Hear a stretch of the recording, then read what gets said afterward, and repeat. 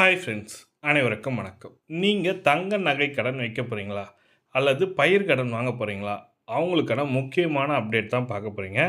ஏன்னா 2026 இன்னும் 5-6 மாதத்தில் எலெக்ஷன் வரப்போகுது. அடுத்த ஏப்ரல் மேல உங்களுக்கு எலெக்ஷன் இருக்க போகுது.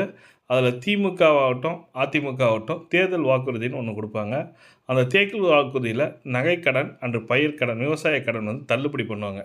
அப்போ நாம் இப்போ நகைக்கடன் வாங்கலாமா சார் கேட்டிங்கன்னா, கண்டிப்பாக இதான் டைம், சரியான டைமு. நகைக்கடன் வாங்கணும்னு நினைக்கிறவங்க இப்போது எந்த வங்கியில் வச்சாக்கா நகைக்கடன் தள்ளுபடி பண்ணுவாங்க, எவ்வளோ கிராம் வச்சா நகைக்கடன் நம்மளுக்கு கிடைக்கும்ன்றதை பார்க்க போகிறீங்க. ஃபுல் டீட்டெயில்டாக ஸ்கிப் பண்ணாமல் பாருங்கள். எக்ஸ்பிளைன் பண்ணியிருக்கேன். இந்த வீடியோ பிடிச்சிருந்தால் லைக் பண்ணுங்கள், கூட சப்ஸ்கிரைப் பண்ணுங்கள். வாங்க வீடியோக்குள்ளே போகலாம். 2026 தேர்தல் வந்து பார்த்திங்கனாக்கா திமுக அதிமுக இந்த 2 கட்சிகளுக்கு தான் மிகப்பெரிய போட்டியாக இருக்க போகுது. அந்த போட்டியில் வந்து பார்த்திங்கனாக்கா தேர்தல் வாக்குறுதின்னு சொல்லிட்டு 2 கட்சிகளுமே கொடுப்பாங்க.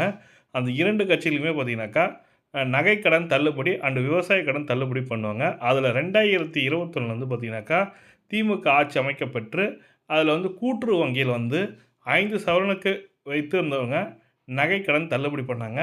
அதே போல் பயிர்க்கடனும் விவசாயிகளுக்கான பயிர்க்கடனும் தள்ளுபடி பண்ணாங்க.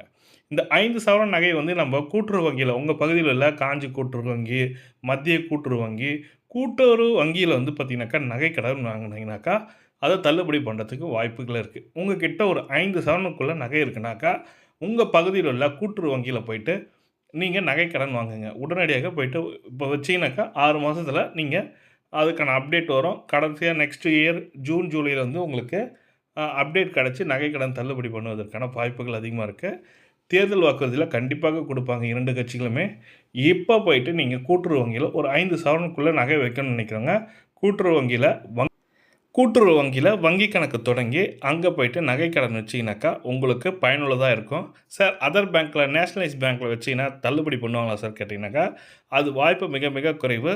தமிழக அரசாங்கத்தில் நடத்தப்பட வங்கி தான் கூட்டுறவு பேங்க்கு. இந்த கூட்டுறவு பேங்க்கில் பயிர்க்கடன் நகைக்கடன் வச்சிங்கனாக்கா 2026 தேர்தல் வாக்குறுதி பேஸ் பண்ணி தள்ளுபடி பண்ணுவதற்கான மிக மிக அதிகமான வாய்ப்பு உள்ளது.